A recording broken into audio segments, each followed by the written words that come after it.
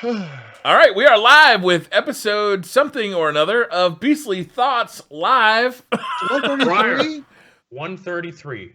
133. You know, I type it in the title every time, right? And then I forget. But by the time, because we start talking about stuff before the show, you know, the pre-show, the pre-show warm up, you know, and then it's gone. It's just fucking gone. Hey, Briar, he'll understand in about 25 years when he's our age. Yeah. Right. No, I was dumb when I was a kid too. It's just been a flat line. It's not that I'm getting senile. It's just I started here, and that was pretty low. that was the precipice right there. Yeah. I think I peaked when I was like 4 years old. I was pretty on my game as a 4-year-old. Now you know, by the time you're 4, you learn more than you do for the rest of your life. So see, there you go. I was killing it as a 4-year-old. It's been downhill ever since. ABCs, you learn how to walk, you learn how to scream and say no. That's all you need to know. Yeah. No. That's all we've been doing ever since, man. Right? No. This is bad. No. Yeah. I am so happy to see you guys. I don't know what's happened this last week. It seems like the longest week of my life, figuring out the coming week with Thanksgiving coming up. Well, at least for us in America, Robbie. Sorry. It's on my birthday. Yeah. Oh, really? My birthday, yeah. Happy birthday. So what do you guys do when you turn 13 in Canada? I'm trying to imagine. I can't remember. Isn't it like a bar mitzvah or something? Oh. Happy birthday, Robbie. That end call button is looking pretty good right about now. Revenge. Not gonna lie. So this week has been a very, very weird week for me. I got very little gameplay done. I did play 2 games in particular that I want to talk to you guys about when we do I guess we can go into what we've been playing now. And I want to give you the reasons as to why I was unable to really get into the gaming news and figure out what's been going on, because I see our news. A lot of stuff has happened in the last 7 days, and I had no idea. The first culprit for me not gaming this week is I had a lot of things going on this week at work that took a lot of time. I'm talking about doing 12-hour days because the coming week, we have customers who need certain things done. And so I'm in my lab. I run a laboratory doing all this work all day long. And by the time I get home, I just don't feel like playing anything. You're tired. Also, yeah, it happens when you get our age, Brian. Just tired for no reason. The other thing that kind of took a lot of my time is, sucks being an old and this dinosaur. is something, yeah. Another thing that killed my time is my wife and I got into a TV show on Netflix. And I normally don't get into TV shows, but we're on the very last episode of it now. It's called Black Mirror. Yeah. My God. And for the people who haven't seen it, of course, I won't spoil anything, but each episode is self-contained. It's like a modern take on maybe Twilight Zone or what are some of the other shows? The Outer Limits. It's something very similar to that. Very futuristic. What was that Stephen King show in like the 80s? It really reminds me of that one. Which one? I can't remember the name of it. It'll come to me later. But it's really, really good. Every episode had our brains firing off. And so between that throughout the week up until the very last episode, which I'm going to watch after this show, I've also kind of snuck into a game that I've had for about 2 years I'd never played. And this was in between us watching episodes because, you know, I have a pregnant wife, so it's lots of bathroom trips and lots of cooking dinner for kids and yelling at kids. So in between episodes, I went to my PS4 and I was scrolling through my games. I was like, I don't want to play the same old stuff. Yeah. Let me see some of these older games. And I ended up playing Steam World Dig. And I know this sounds crazy. That's a fun game. The game is incredible. I beat it this morning. Did you? So yes. Steam World Dig is very similar to Castlevania, Symphony of the Night, or even Ori and the Blind Forest. You're this little robot in a steampunk setting, and you just dig through the ground and you find ore and materials. You sell them. You do all types of upgrades, and it's so rewarding playing it. Everybody in my house is playing it. I bought it for my sons today for their PlayStation 4. It was just really, really fun. And so if you guys were able to get that on your PlayStation Plus, I would say probably 18 months ago. Yeah, I played that. Yeah, I liked it a lot. I didn't finish it though. Yeah. once you get into it and you start unlocking and you see all the abilities this little damn robot has, you feel like a badass. And it was very, very fun. I know this is really weird because there's so many new games to talk about. Oh, it's a good game though. It's a tight game. You know, it's like you just keep digging down and keep digging down. You got to remember your path because you got to go back up every once in a while. I don't remember. Why do you have to go back up? Was it to... You go back up because as you drill down through the dirt, dig through the world, you find materials, ores, and different types of like lithiums and chromium, stuff that you can sell to the shops above. And then you buy fuel when you get up there, right? When you go up to the top, you can buy, you can replenish your health, you can buy water for your steam, and you can upgrade your abilities like double jumps, super fast. You get this drill that can drill through the ground really fast. It's awesome the amount of things that you get. And that last boss fight I'm going to upload to my channel because it was insane. I was like, holy God, this is crazy. My wife was grabbing my arm. It's very challenging. There's many ways for you to die. You can buy teleporters from the shop so you can drill down to anywhere you want to go and you can drop a teleporter. You can teleport right to the top from there, teleport right back to it. It's just so many different things you can do in Steam World. There's a little story as well.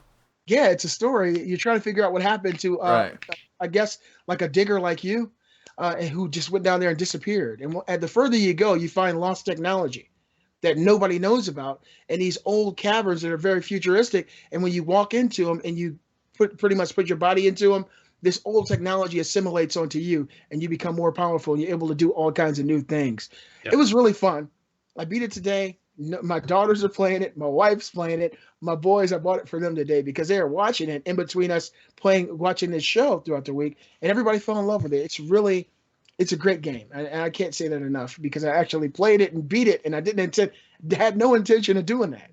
So it was one of those things where I started playing it, and I was like, wait a minute, this is really fun. It's very rewarding to get these new abilities because you see places that you can't get to. There's certain materials you can't break through with your pickaxe. You can't drill through it, but when you upgrade your pickaxe to a different type of thing like silver or platinum or gold, you're able to go through it and you get faster drills and you get double jumps. It's just all kinds of crazy stuff, but it's a great game. I know it's a good game. Now, the other game that I've been playing that I got to say I'm not liking as much as I used to is Overwatch. Overwatch just had I want to say 6 or 7 gig update because they introduced a new character, and I don't know her name. 10 gigabytes, actually. I think it was bigger than that. Oh, I might be thinking about the hours it took. Yeah, I think I might be thinking about the hours it is a huge update, and I didn't get it. Kate, she updated it while I was at work, and so she wanted to play with me, and we couldn't play together. I never got a chance to play with the new character because now they've changed the play mechanics to where you can't pick the same character on the team anymore. Yeah. Very, very frustrating. So if someone picks your main character like my Diva or my Mei, I've got to pick somebody else. And basically you're left, if you come into the game late, you're left with one of the lamest characters. And that's really, really frustrating. But we played for about 5 or 6 hours since that update, and I still never had a chance to play with the new character. So the game still feels just as fun as it always did, barring the fact that you can no longer have a whole team of a certain character just to try it out. Even if you play like the casual playlist? I went to quick play. Quick play? Really?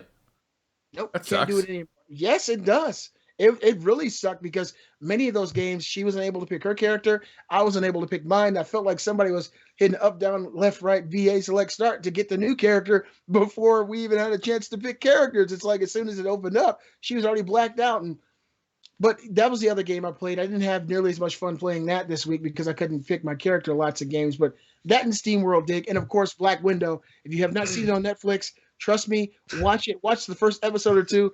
Let us know in the comments if you like it. I promise. Yeah, it's pretty cool. It's a thought-provoking show. Some of the episodes are better than others.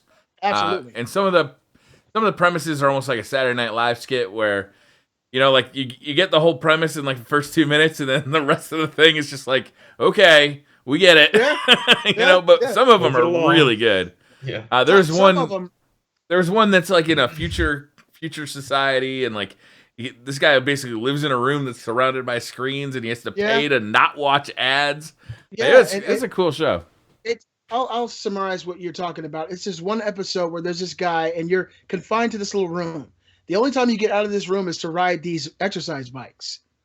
And riding the exercise bikes is how you accrue money. Yeah. this It money that generates really doesn't. electricity for the whole community. And that's how you get paid. And the Yeah. only thing you can buy is basically DLC for your life that doesn't really exist. Yeah. You have an avatar that is you, kind of like Xbox 360 avatar.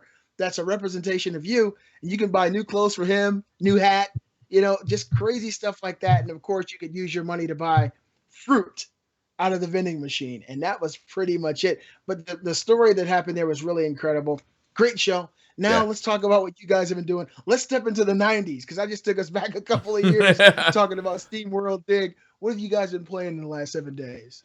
I got a new PC. I told you guys last week. And one of the things that I wanted to do with it was just check out like how powerful is this thing, right? It's like you just want to know like how good is this PC.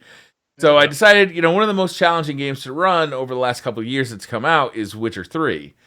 So I decided I'd download that. I haven't played it yet. I completely missed it in 2015. And it has got my hooks. I think I put like 15 hours-ish into it. Yeah. Like I have really enjoying the shit out of that game. One of the things I didn't realize about it, what I thought it was going to be was a fairly straightforward role-playing game that just had good mechanics. One of the things I didn't realize about it was that the whole world is basically set up in this way that everything is a gray area. Like every decision you make, there is no like Mass Effect like Paragon or what's the opposite of Paragon? It's like it's not black and white. It's not good or evil. It's these decisions that are always these gray areas. Like one decision has you choosing like this woman. This is a really small side quest, so it's not a spoiler. It's a little spoiler, but it's a really small side quest. Optional the game's side a couple quest. Years old, I'm sure. And it's a couple years old. So there's this one quest where you find this guy and like his girlfriend disappeared. He's a hunter. He went out to hunt, and while he was gone, his girlfriend disappeared. So he tells you, like you go and investigate where this girl went. And he tells you, go ask her sister, they're really close. So she says, I think I saw her walking over that way. Go check out that way. And you kind of got like these Witcher senses that kind of operate like the Batman senses. And you go over there, you find her dead body, and you realize that she's actually killed by a werewolf.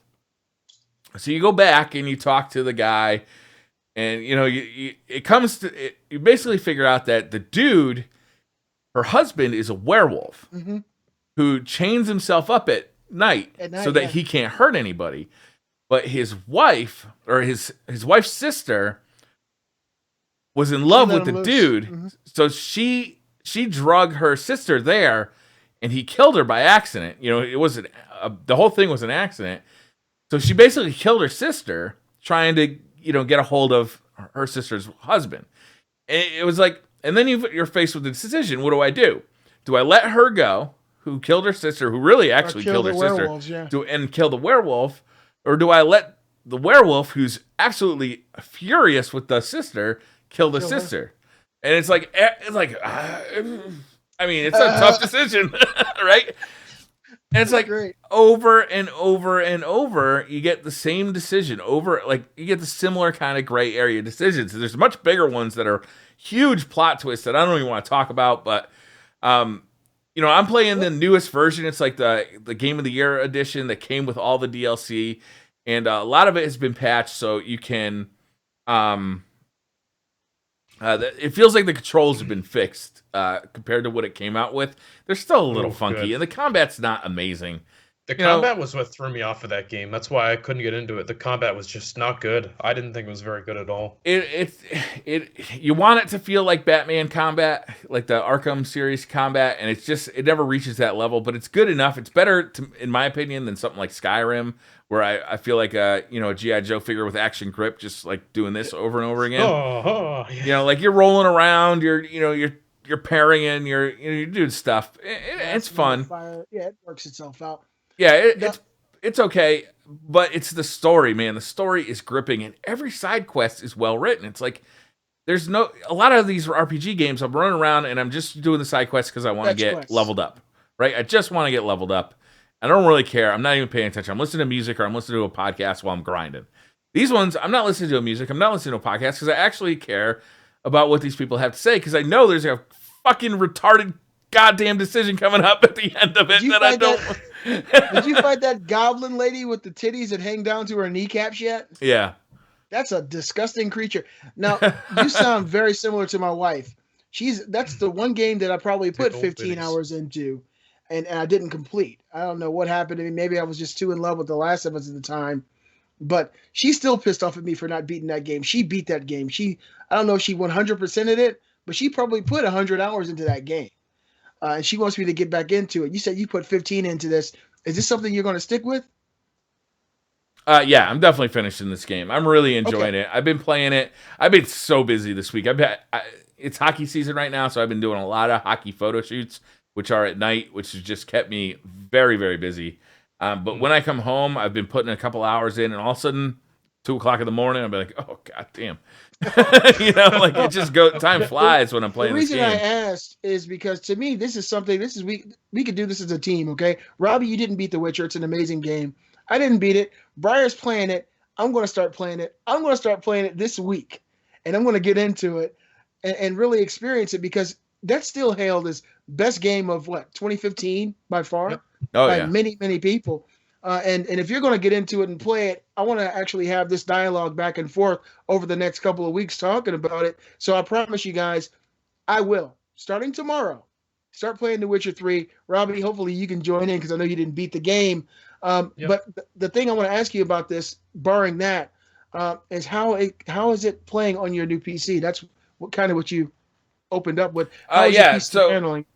So the PC I got is kind of interesting, right? It's a really high end processor, but the graphics cards, instead of going like a really high end graphics card, it's much cheaper, and they put two 480s in there, two AMD 480s running Crossfire.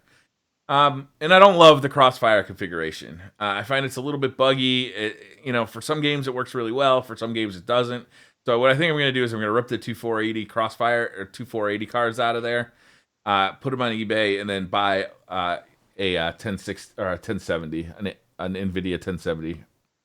Wow, that's just have one card in there, which I think is it's easier, it's simpler. Yeah, compatibility can be weird when you have two video cards. Definitely. Yeah. So yeah, I mean, like The Witcher, it runs. I could run it in 4K at 30 frames per second, or I could run it. I could run it at 60 frames per second at it's like 1440. But in fact, what I end up doing most of the time is running it at 1080 because it just runs smoother and it crashes less. Okay. So, I'm just out of curiosity. What is the price range of the 1070? 1070, I think, is around 400.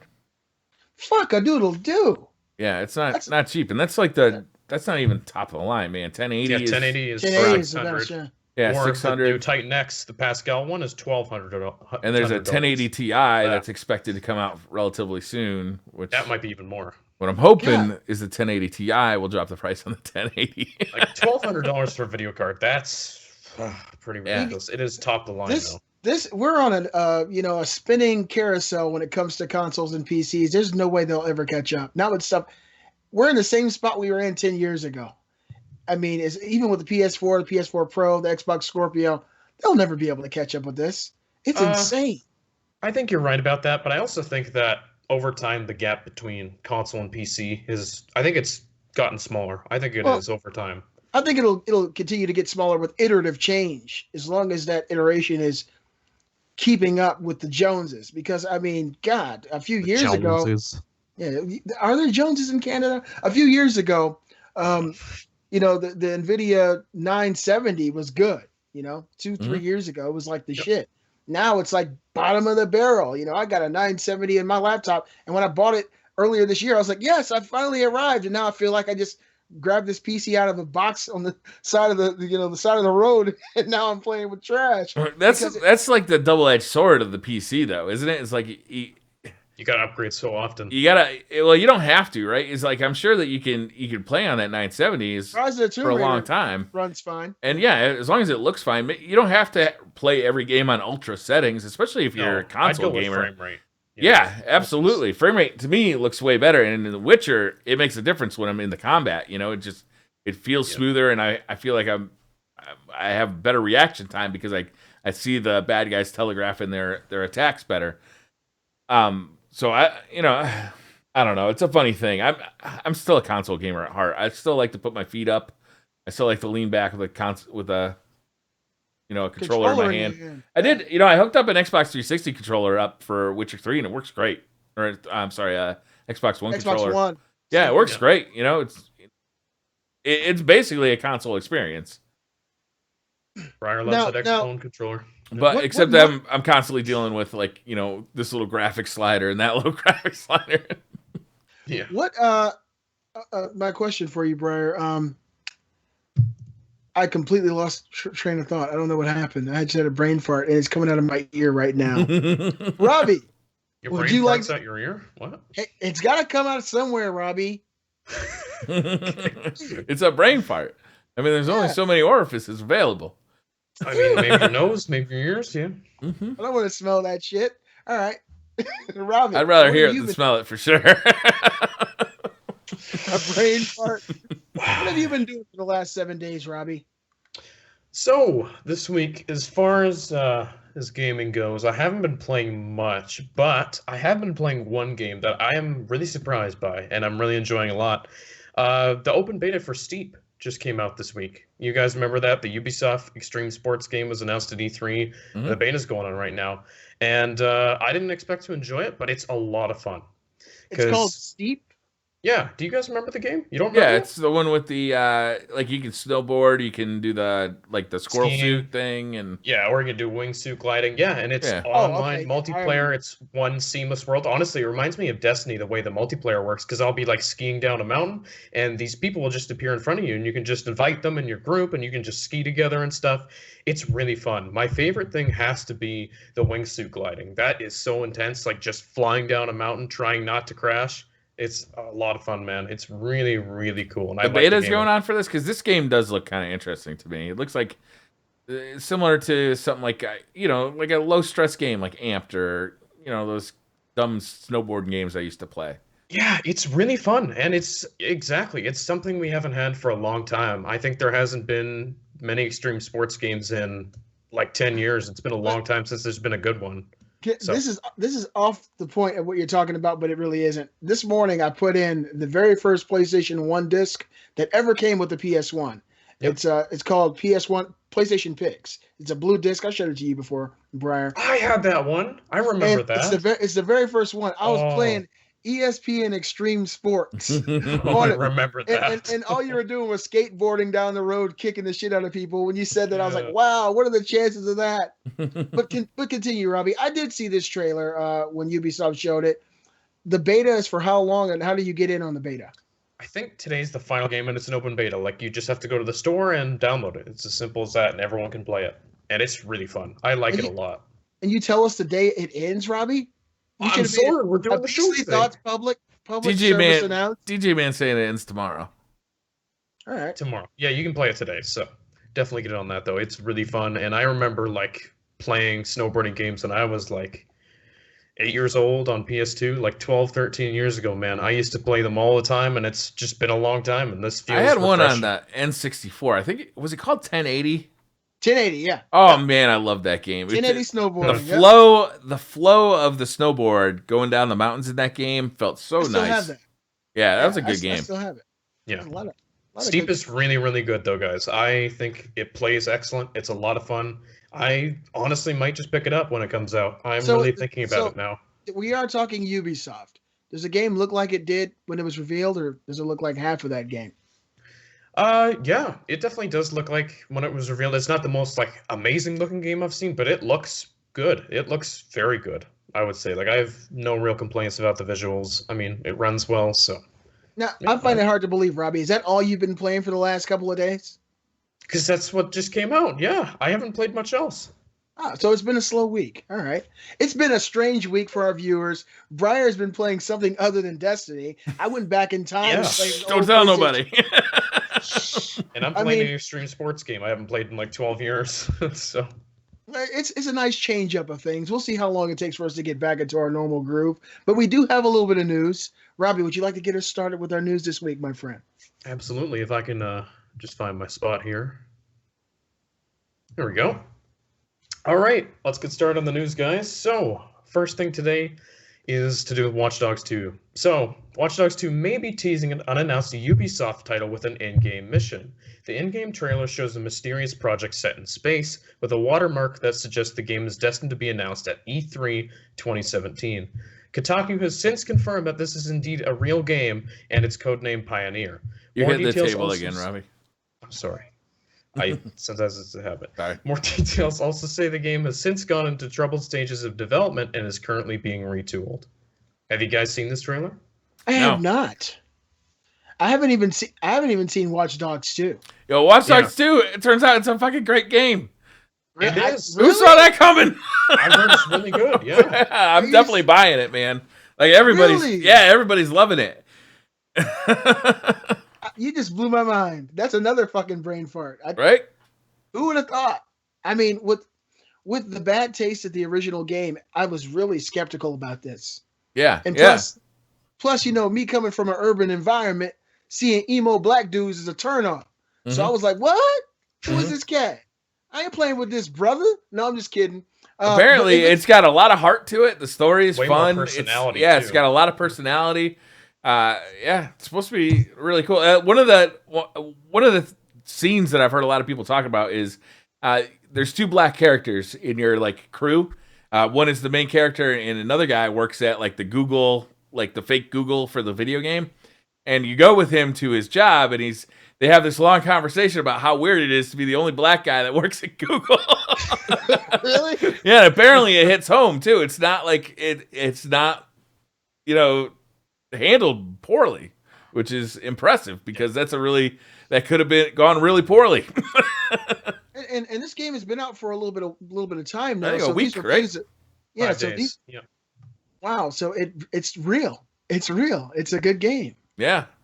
I might have to look into this. The only thing to say is that the drop. Do you guys remember that they promised drop in, drop out co-op and stuff? That's not working actually. Yet, yeah. They disabled that before launch because apparently the game was crashing and stuff like that and all that. But I mean, you can still invade people's games, which that was my favorite part of Watch Dogs 1. Invading people's games, that was so much fun. That's cool.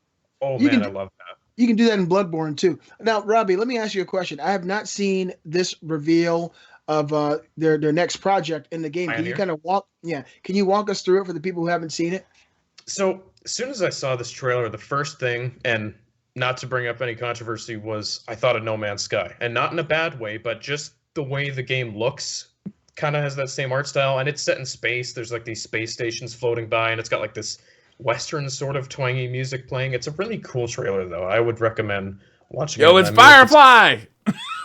That's what it is, yeah. Straight out of Firefly. It's really cool, though. It was a good trailer, so definitely go watch it, and it seems like it's going to be a real game. So I'm looking forward to that. All right. Well, that's a cool way to market a new game. Very cool.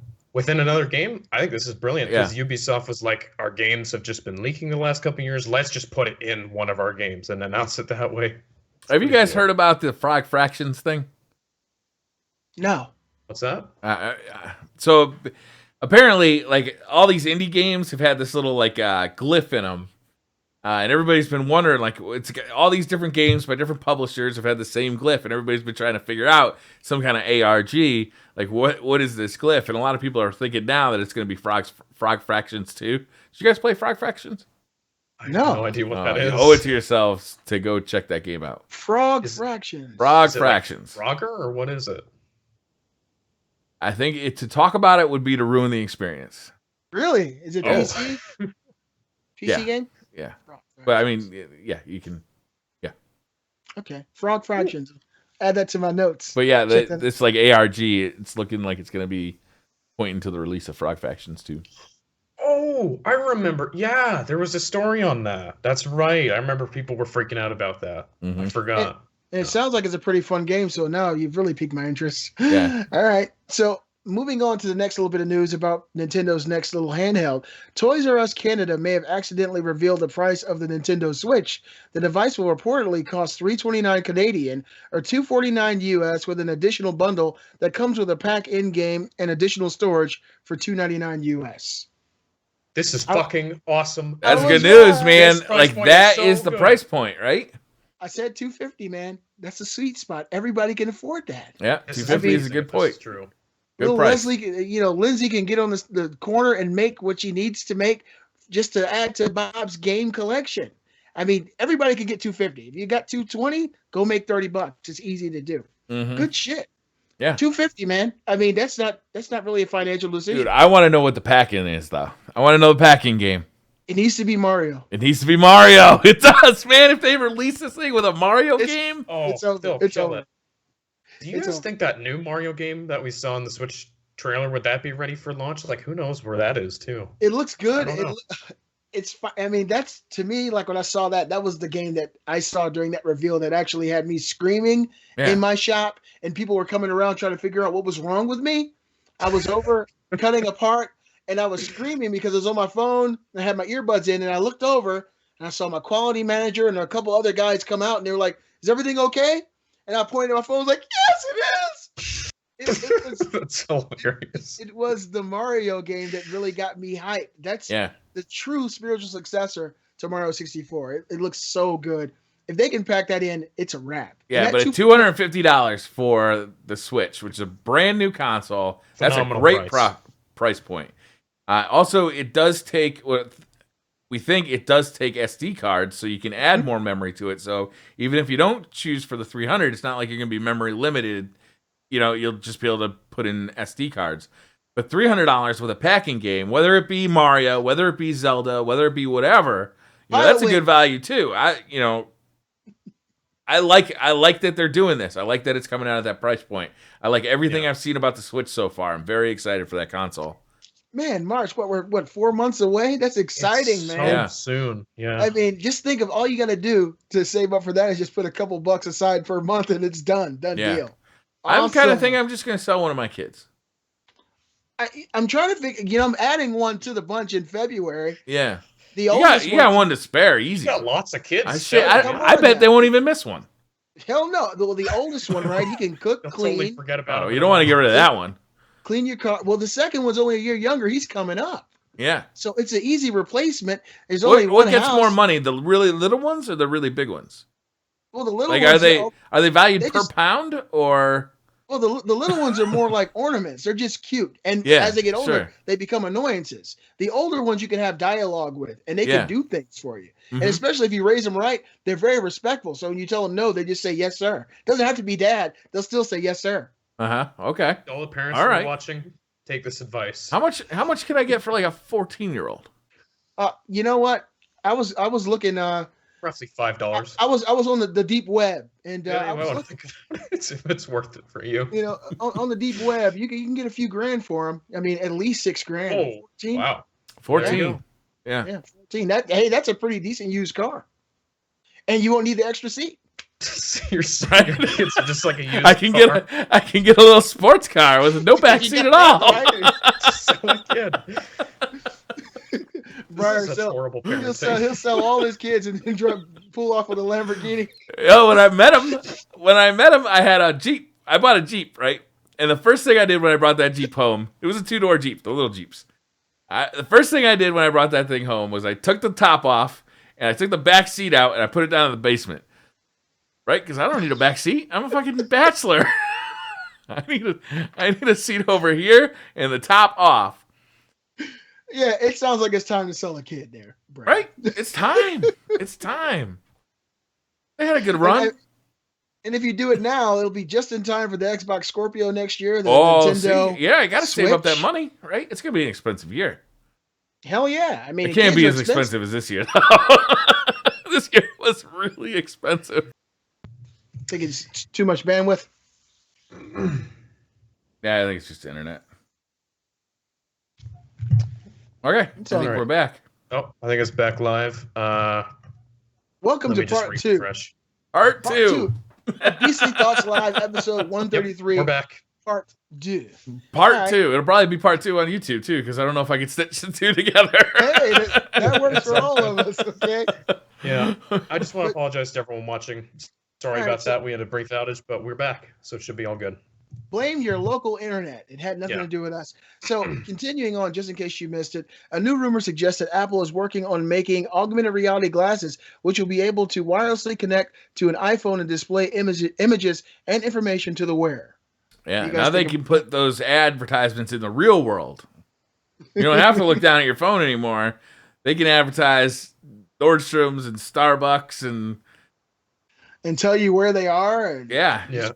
You're only 5 minutes away from spending $7 on a coffee. Oh, fuck that. Oh, sweet. Just use your glasses and bring it up, yeah. Here, we'll point you in the right direction. I don't got a job that's good enough for $7 coffee. You're going to make me quit drinking that stuff. So, I mean, augmented reality, I think everybody's stepping in on this. AR, VR, it appears that they know that we're at that moment in history with modern technology where this is going to explode. AR is going to be big. It's going to be big. It's a matter of time. They got to get the technology just right. We saw the Google Glasses was, it was a first try. I don't even know if it was a first try. It was really just a beta. They called it a beta, when they announced it or when they released it. But if you think about all of the things that AR could do in your world, your GPS when you're driving could be AR. Awesome. You could be gaming in AR, like in the world. Imagine playing like a shooter in your neighborhood, with augmented reality, Imagine, have you ever heard of that Zombies Run kind of game for iPhone that you listen to the headphones and it tells you when the zombies are getting closer, so you speed up and slow down while you're running? Imagine having that. You turn around and they're there. Yeah. Like there's so many cool things like gaming, but also like, imagine you're an architect and you want to show what this new building's going to look like to your clients. You go out to the site that you're going to build it on and put on the glasses and boom, you can see the building. Like it's so many applications. Wow. Yeah, I think AR is going to be bigger than VR ultimately. I mean, just hearing that pitch that you just hit us with excited the hell out of me. Now, you did bring that up probably close to 6-8 months ago. The whole idea of doing like a first-person shooter in your neighborhood using something like Google Maps and AR, that would be incredible. That's been a dream of mine for a long time. It's like somehow if they could build like a Call of Duty game, but the maps get pulled from Google Maps, so you can play like anywhere in the world, that'd be so fun. Wow. I mean, it's going to happen.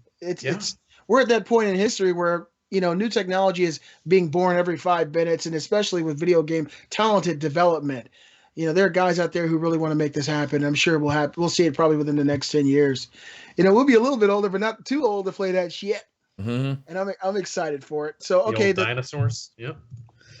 EA, I did a story about this. EA has teased this week that it plans to bring a few games from its biggest franchises to the Nintendo Switch. No third parties. What do you guys think?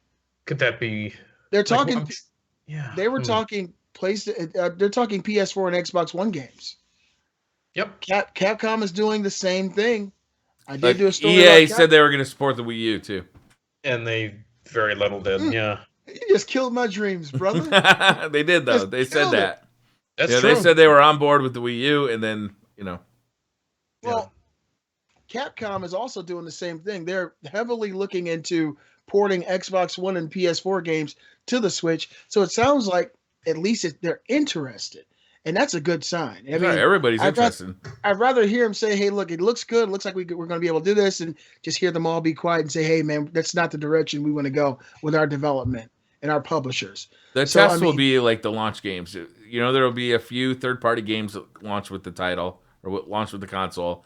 If they sell, then that'll encourage more games to come out. If those sell, then we might see this be like a real platform. If they don't sell, if only the Nintendo games sell, then EA, Ubisoft, all those companies, they have a very short leash for Nintendo right now. If they don't sell on launch, then they're not gonna. That platform has to really prove itself within, I'd say, the first 6 months to a year, or third parties are not going to stick around. Like, that's crucial for them. It's going to do well. You guys mark my words. I think the console itself is going to do well, but I don't know if there's going to be third-party support for it. Yeah.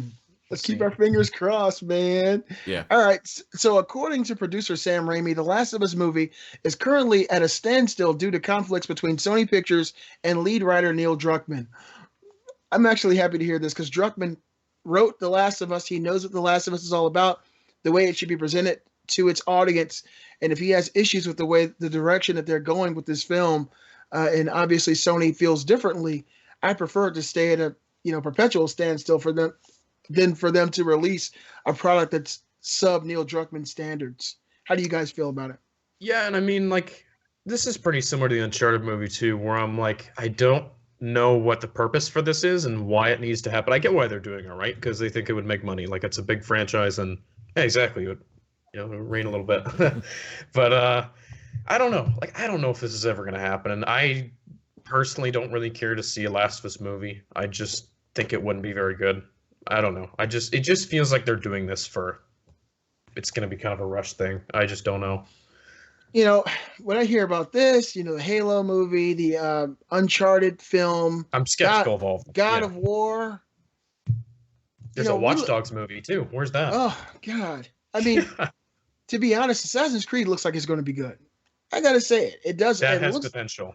Yep. It looks like it's going to be a really, really good film, and if that can turn this whole ship around, we could have talented writers, talented directors get behind these franchises and give them the respect that they deserve. Because, as big of a Resident Evil fan as I am, the movies let me down wholeheartedly. I know a lot of people say, man, those movies are awesome for what they are. No, they're not. A lot of people love, hey, man, which one are we on now? Like the 7th one? Those movies, the reason they've been able to continually make them is because they continually do well in theaters. People love to watch them. It's because they kind of dirt cheap to make, so they only got to get like 10 people to go see them. That I've got into arguments. I've done videos about this. I've gotten to people in my own comment section saying, man, those movies are awesome, dude. They might not be like the game, but they're still good films. That's how some people feel. To me, I'd rather a film. Yeah, I mean, I respect everybody's opinion. But for me, if you're going to make a movie based on a video game, you need to give respect to that original content. You got to respect the property. You got to convey that to the people. Whatever made the game successful needs to be conveyed on a film. And if they can't do the same thing with The Last of Us, then it's going to tarnish what The Last of Us is, and we just don't need to see that, in my opinion. That's a cool world, though, to explore. And I think there's a lot of stories they could tell in a world kind of like that. But I'd rather see them make a video game than a movie. Honestly, me too. Like, you know what I mean? Video games don't translate to movie well. It's just the thing. I think they could, but they just haven't been done well. And that's what I feel about this and Uncharted and a lot of movies. I'm like, I love these properties, and they could be awesome, but I'm worried if they're not awesome, then how am I going to feel about it? Who cares? Let me tell you why I think Briar's totally right. Briar's totally right in this situation, and this is why. Video games are a prolonged story. Like, some games, it could actually work on film.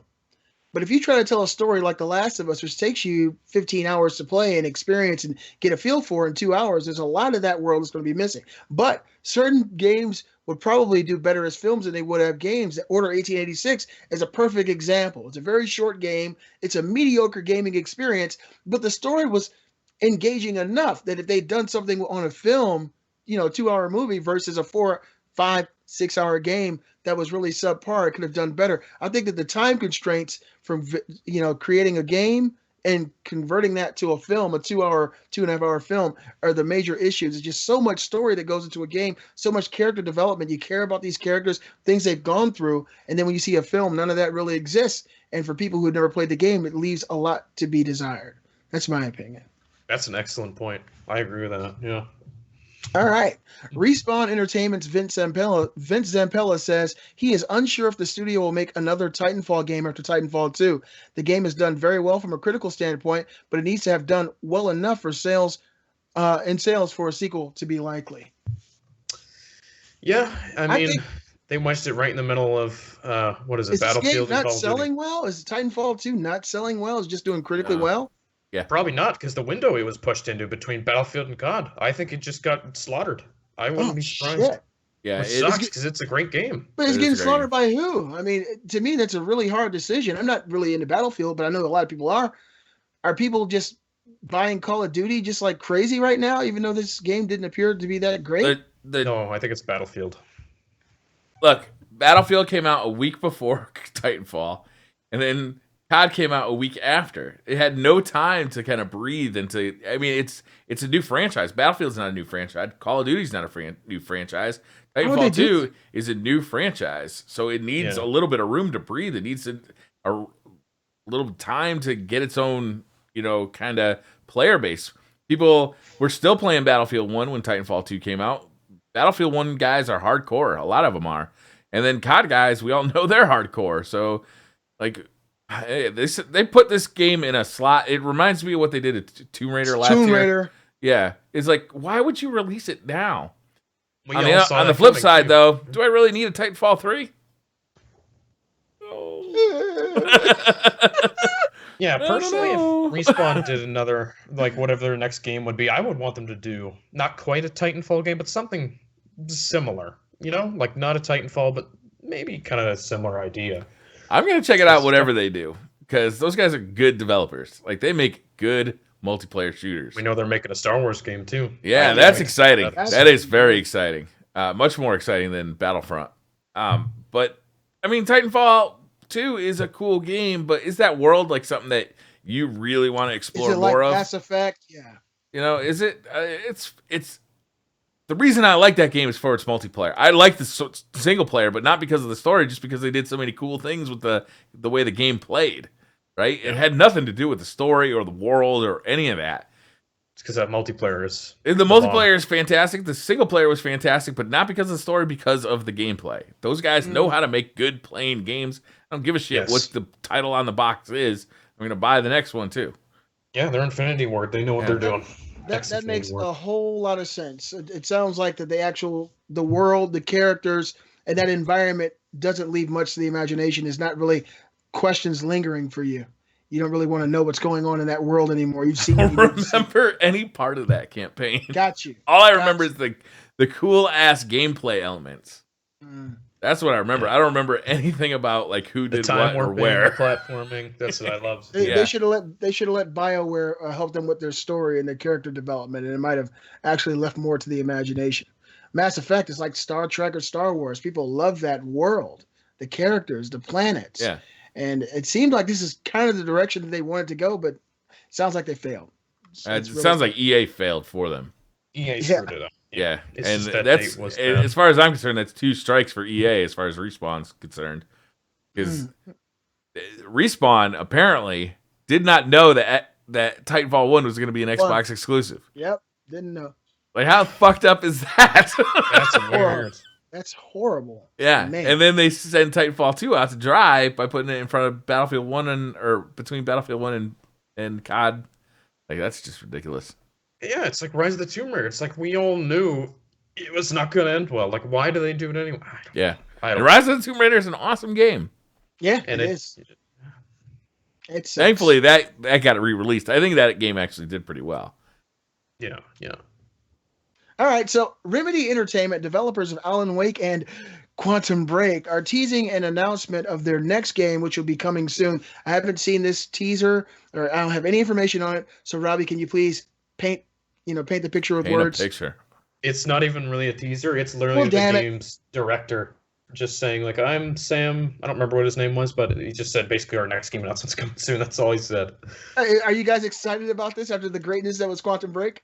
I heard Quantum Break was not that good. It absolutely wasn't. Yeah. And I'm not a hater, man. I'm not. It just wasn't a good game. I know some people say it was. It was not. It felt so broken. And I have heard some good things. I heard the end boss fight was terrible, though. That's what I've heard most. The powers were lackluster. The characters sucked. You're like this Jack Joyce. Who the hell names their protagonist Jack Joyce? It's like a Marvel character's name, like Peter Parker or something. Yeah, Jack Joyce. Jack Joyce. He's an anti-hero that just was unlikable. And I was like, and the game's mechanics sucked. The powers were horrible. But let me stop, because that's not what we're here for. Ubisoft says it will be moving away from story and narrative in its upcoming titles, such as the next Assassin's Creed game. There will be less of an emphasis on the story and more about world building. Fuck. What's happening? I'm disappointed to hear this too. Like, because I really appreciate games, even if it's an open world game with like a really good story and narrative to it. And this kind of makes me disappointed because they were already moving in that direction, and I like games with a good story. I don't really understand what this means. What the hell are they doing? What's the difference between world building and writing a story? It's just about like exploring the open world. Like, they're basically not going to make you care about the characters, the story that's going on. It's going to be just about the world, basically, which I don't know. It just I don't really get that. Like, how do you deserves build more a world appreciation. without telling a story? Man, I couldn't tell you. I don't know. Well, the thing that alarms me about that little bit of news is that Ubisoft, one of their biggest franchises, or used to be, is Assassin's Creed. And it became popular and well known partly because of the story. It was intertwining, and just to hear them say that, I mean, they should say that about their other games that aren't relying so heavily on narrative. But for Ubisoft's Assassin's Creed fans to hear that, it's got to be a little disappointing. I'm not an Assassin's Creed fan. I still got a free copy to give away. But as someone who really enjoyed these games and enjoyed how they all kind of joined one another, in the mythos, to hear that the stories are going to take a backseat to what you can do in the world. Hey, it could work out. Mario 64 doesn't have that much of a story, but the world is fucking amazing. Yeah, I mean, open world games are still great. I still love them, but at the same time, like, it makes me a little sad to hear this, because a good story deserves to be appreciated, and just throwing it out the window is kind of shitty. So, yeah. We'll see what happens. I wish them all the best. I want all publishers and developers to do well, because it benefits all of us. All the gamers out here, the people who want to play these games, and hopefully they know what they're doing. We've seen lots and lots of publishers and developers make asinine decisions that have negatively affected them in the eyes of the public, and hopefully this is not one that affects Ubisoft. And our last bit of news for Beastly Thoughts, episode 133. The Game Awards 2016 will take place on December 1st, 2016. Naughty Dog leads the nominee list with a total of 8 nominations, including Game of the Year contender for Uncharted 4: Thieves' End, and they're going to win that. Yeah, I would think so. Well, anything else? I mean, it seems pretty... Well, if you got to ask, they're going to win it, because if there's nothing else that's that big, that exciting, Uncharted 4, that game stole my heart this year, man. Yep. I can't think of anything. Yeah, Doom, I think, should get some awards, but it's not going to win Game of the Year. No, definitely not. I think the nominations for Game of the Year were also Titanfall 2, which I was surprised to see. Overwatch, I think Doom was on there too. Overwatch could do something there. Yeah, Overwatch is an amazing game. I wish we got together and played sometime. It really is a fun game. Yeah, it's everything that we've always said we hated, but and I'm the first one to say I was wrong about this particular instance, and that way I can't say that in the future I'm 100% against this whole idea of an always online game with no single player campaign. That is exactly what we've always fought against. As console gamers, we never wanted this. Overwatch is 100% that. You actually have to watch the videos for character development online just to see what your characters are into. But the game is so fun. There's no real story. There's no campaign.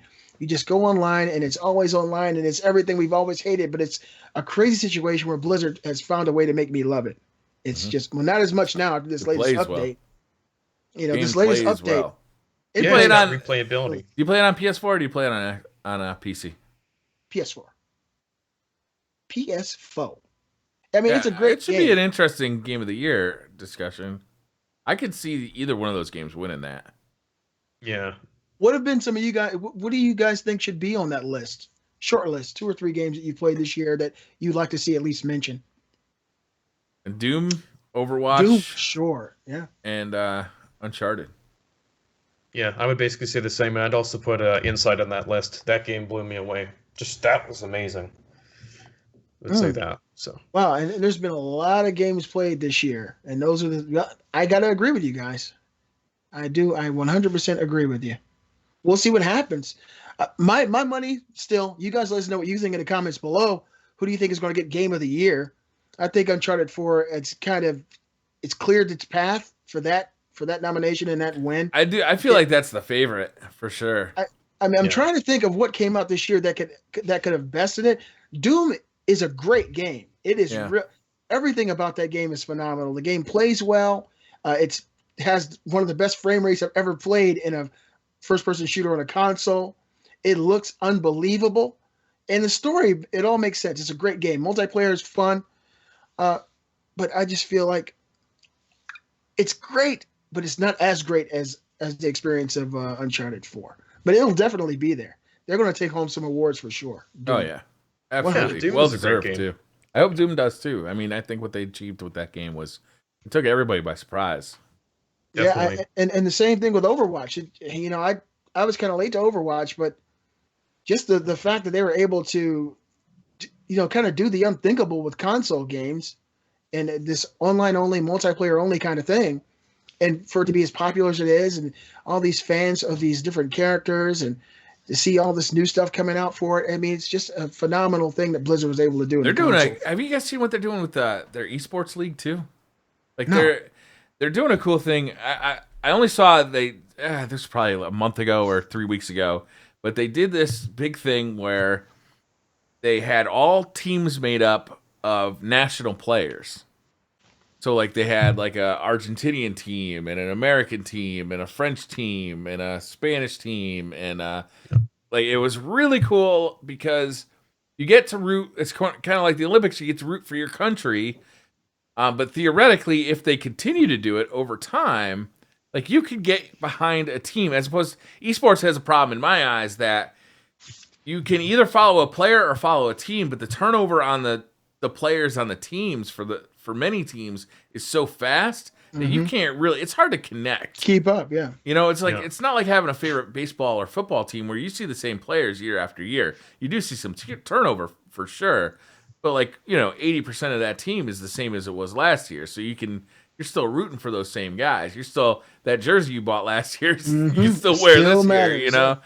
And I thought that was interesting by kind of making teams based on countries, and then people compete to be on those teams.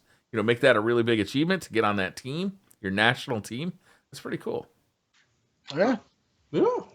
I'm excited to see what happens. Before we end the show, I want to let the people in the audience know that during the pre-show, I let Briar and Robbie know that my wife and I have nailed down a name that we're 95% sure we're going to use. It's Briar. A name that, yes, it is. Or Rabbit. Rabbit's a good second choice, too. That is a good second choice. Briar Rabbit Beastly the second. No, King of Beastlow is a good name too. Remember that one? Yeah. The name that we're going to go with, and it sounds more and more every day like she's more and more sure this is her idea, and it's something I agreed to, is Ellie. That's a good name. Ellie, and you guys might recognize that name as a very popular video game character from The Last of Us. Also a name that will get you an immediate reservation at a job interview. I mean, we could have picked anything. If I named her Briar Rabbit Beastly, I'm sure that, any job interview would say that. I don't want to. That's like Briar. Briar's a good name. She'd have a hard time at school, too. Briar's a strong name. It's a strong name. Yes, it is. Strong in probably the worst kind of ways for a young lady. Briar Robbie Beastly, DJ Man says. What a weird name. Gotta put a little bit of everybody in there. But it sounds like it's going to be Ellie more and more every day. That's what my wife was calling her today when she was kicking around in her stomach. It's so cool laying next to, your pregnant wife, and you look at her stomach and you see shit just moving all out, getting kicked. And you're like, God, if this is happening to me, I would be in the hospital right now. Right. And you just watch a woman do what they do. It's truly amazing. And I'm very, very blessed. Yeah. Yeah, it's awesome. I told her. I don't know that feeling. Ellie's a great name, but she'll always be King of Beastlow to us. Yes. Personally, I like Briar Robbie Beastly. So when you go to pretty good, interview, got a ring to it. Got a ring. It'll be remembered for sure. Absolutely, it would. Won't be easy to forget. That sounds like more of a professional. When she's going out to a professional setting, or even going to a ball. She gets out of the limousine and says, "Excuse me, you are Briar Robbie Beastly." we were expecting. We were expecting you. Yeah. No, you don't need to show us your ticket. We've got you on the list for sure. It's BRB. She's here. You're in the BRB is here. BRB has arrived. It actually sounds like such a fancy name now that we're saying it. I don't know. I don't know what it is. It's fancy. Definitely. It's eloquent. Yes. Mm-hmm. And I wanted to share that with everybody because you guys are so eloquent. They'll have the pinky raise while they're drinking tea. So fucking stupid. I just had a vision in my mind. Oh my God. All right. That was a good show, guys. Good job. Always. Yeah. Thank you guys very much. Yeah, thank you guys very much for hanging out with us. I really do appreciate it. And we'll see you next week. Watch both parts. Both parts, guys. There's I'll try and stitch them together on YouTube. I think I could probably do that.